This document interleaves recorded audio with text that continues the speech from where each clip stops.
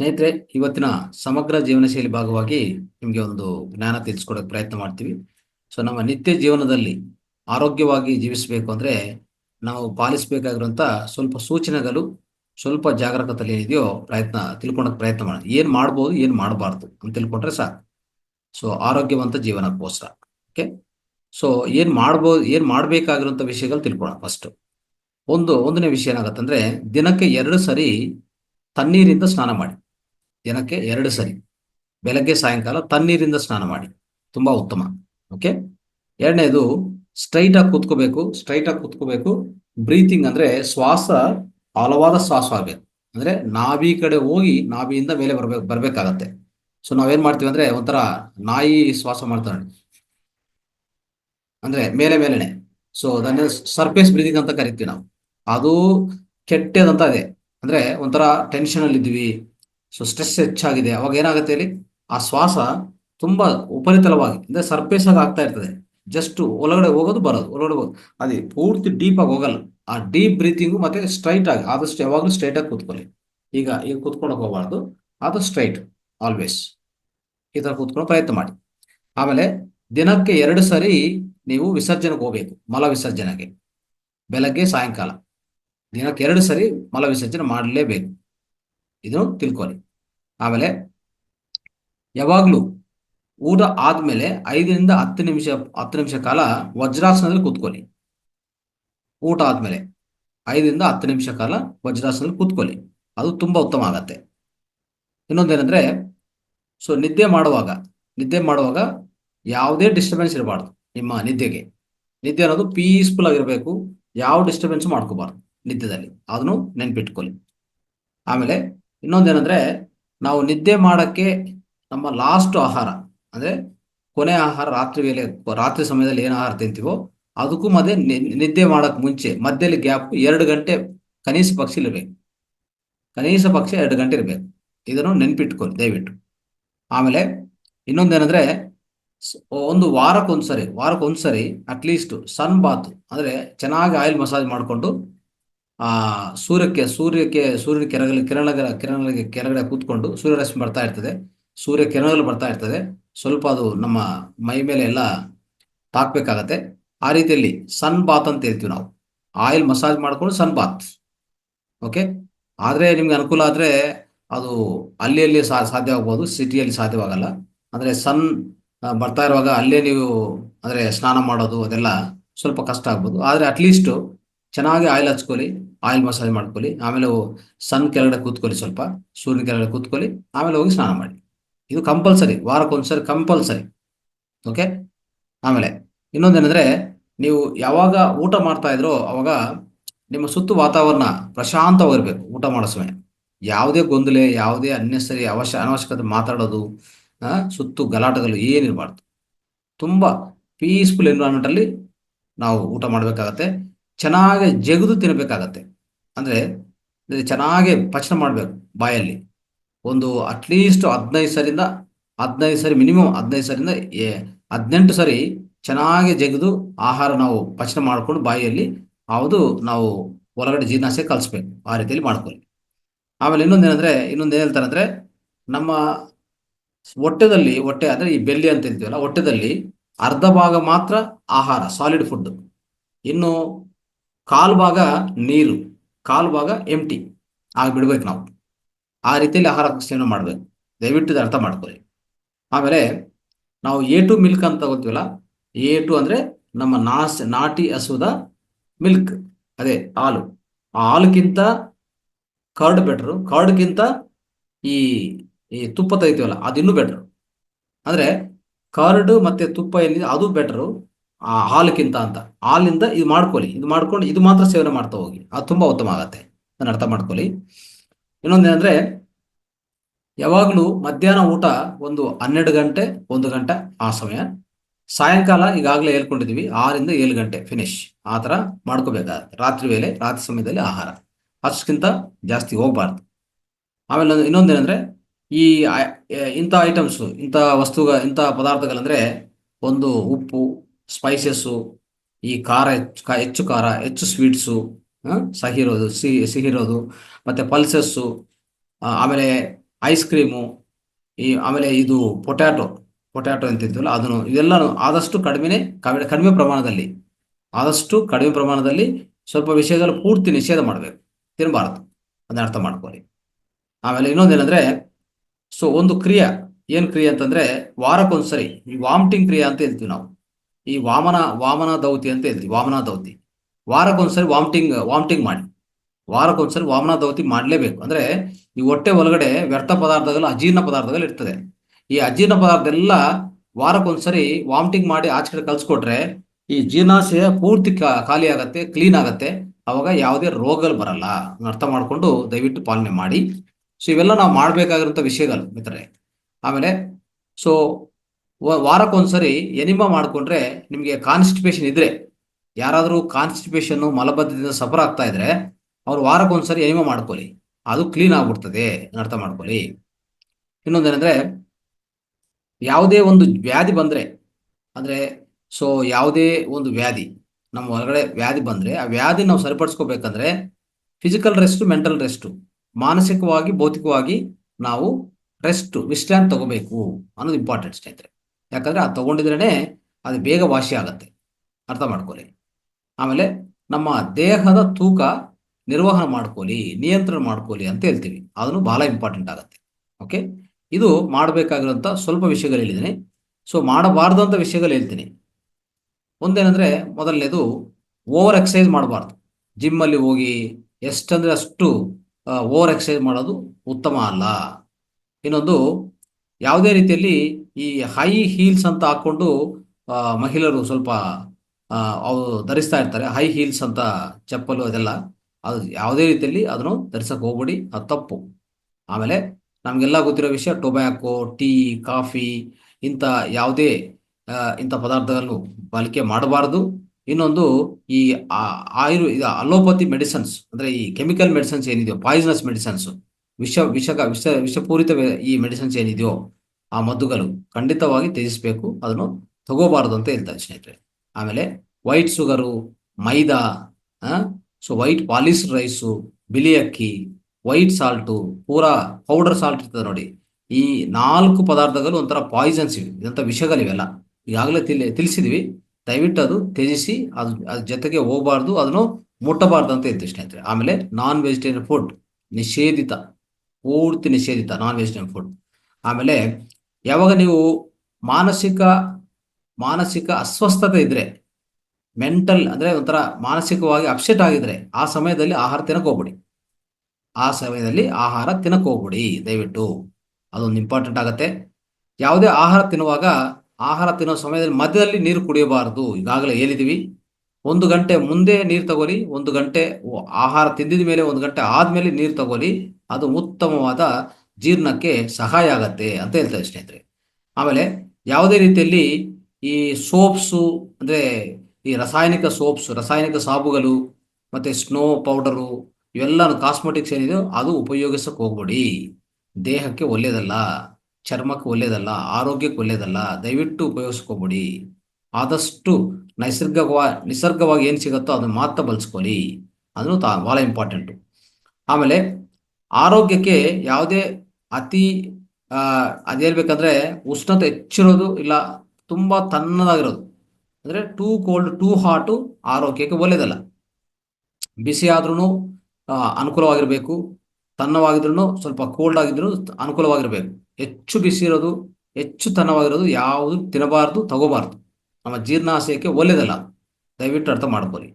ಆಮೇಲೆ late night food ಅಂದರೆ so ಒಂಥರ ಹೇಳ್ಬೇಕಾದ್ರೆ ರಾತ್ರಿ ವೇಳೆ ಅಂದರೆ ಲೇಟಾಗಿ ತಿನ್ನೋದು, ಅದನ್ನು ಹೆವಿಯಾಗಿ ತಿನ್ನೋದು, ತುಂಬ ಹೆವಿಯಾಗಿ ತಿನ್ನೋದು.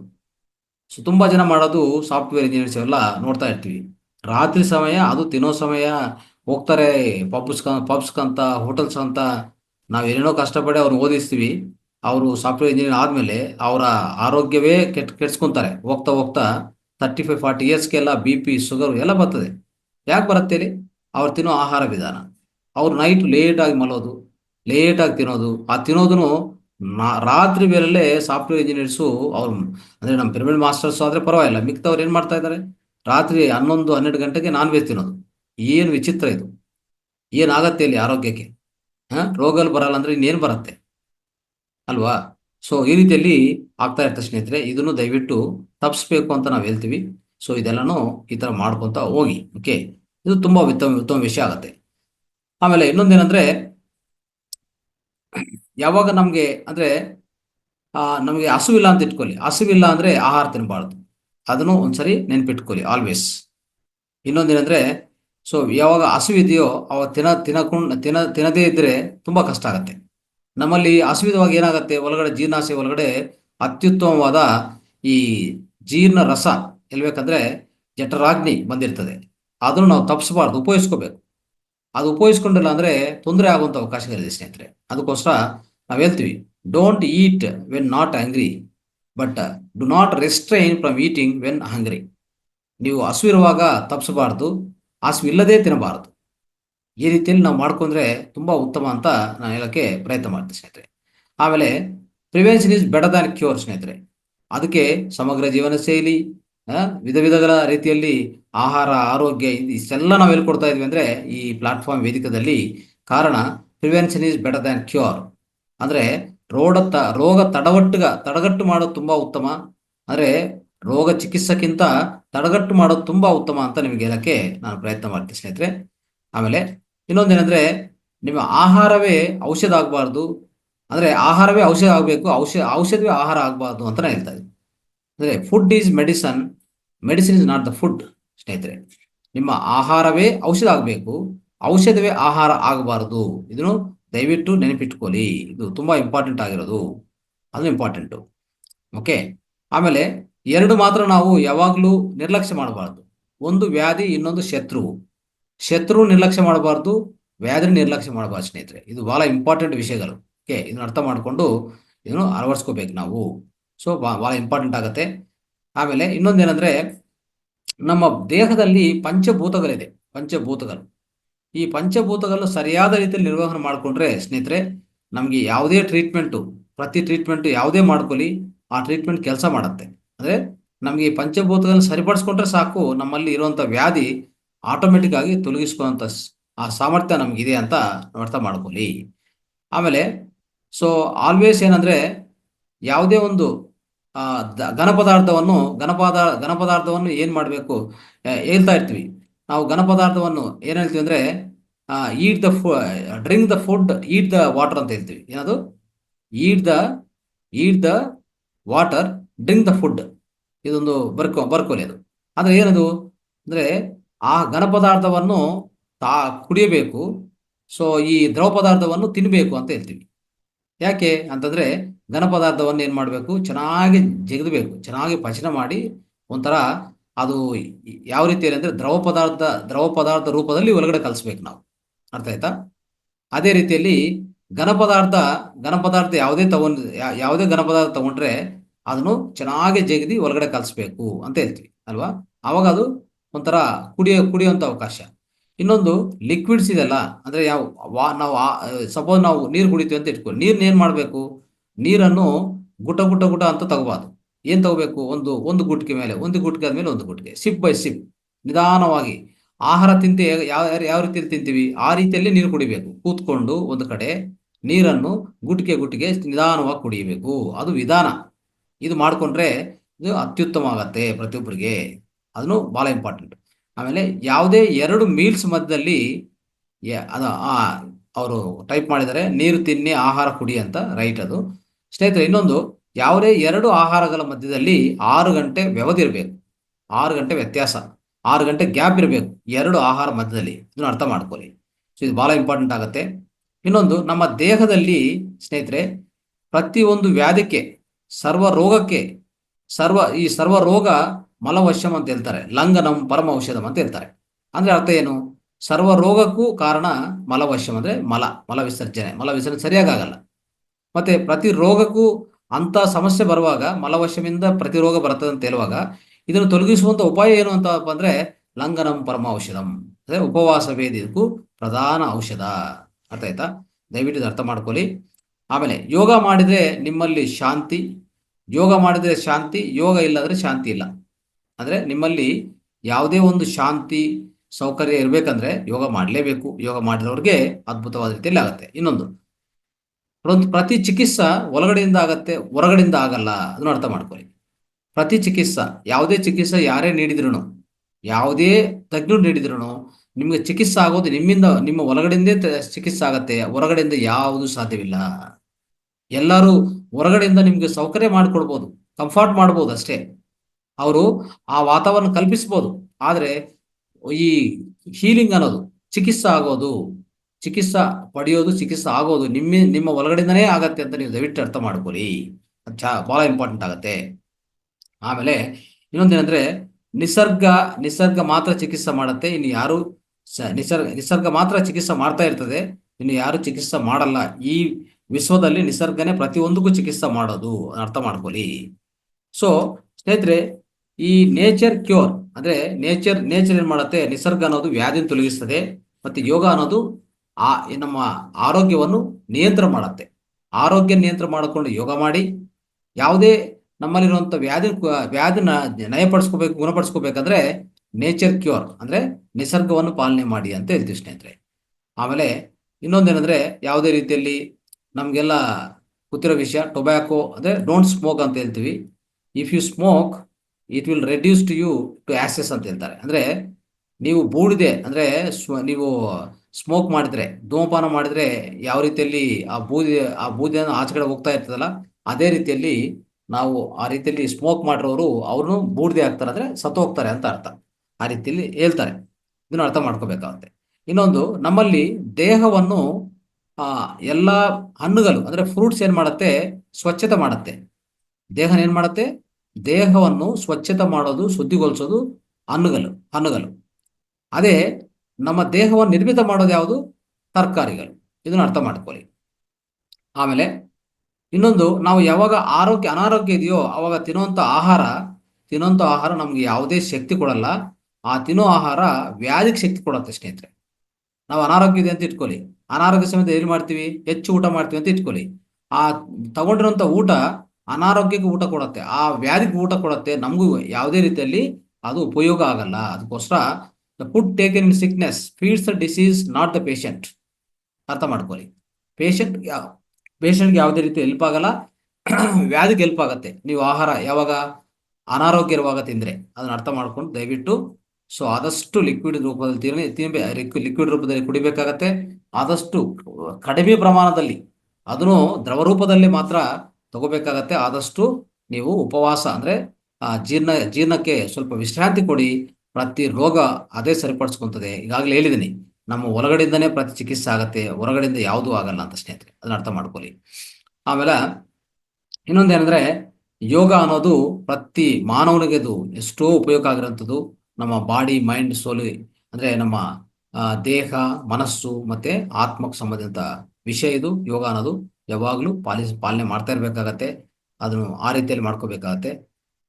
ಈ ರೀತಿಯಲ್ಲಿ ಸ್ನೇಹಿತರೆ, ಅದ್ಭುತವಾದ ವಿಷಯಗಳು ಇವೆಲ್ಲ ನಾವು ತಿಳ್ಕೊಬೇಕಾಗತ್ತೆ. ತಿಳ್ಕೊಂಡು ಇದನ್ನು ಪಾಲಿಸಬೇಕು. ಇಲ್ಲಿ ಒಂದು 2 ಸ್ಟೇಟ್ಮೆಂಟ್ ಹೇಳ್ತೀನಿ. ಒಂದು ವಿವೇಕಾನಂದ ಹೇಳ್ತಾರಲ್ಲ, awake, arise, sleep not till the goal is reached ಅಂತ ಹೇಳ್ತಾ ಇರ್ತಾರೆ. ಅದ್ಭುತವಾದ ವಿಷಯ ಸ್ವಾಮಿ ವಿವೇಕಾನಂದ ಇಲ್ಲದು ಎಲ್ಲ ನಾವು ಪಾಲನೆ ಮಾಡೋಕ್ಕೆ ಪ್ರಯತ್ನ ಮಾಡ್ತೀವಿ ಅಂತ ಹೇಳ್ತಾ ಇವತ್ತಿನ ಸಮಗ್ರ ಜೀವನ ಶೈಲಿ ಈಗ ಮುಕ್ತಾಯ ಮಾಡೋಣ. Thank you.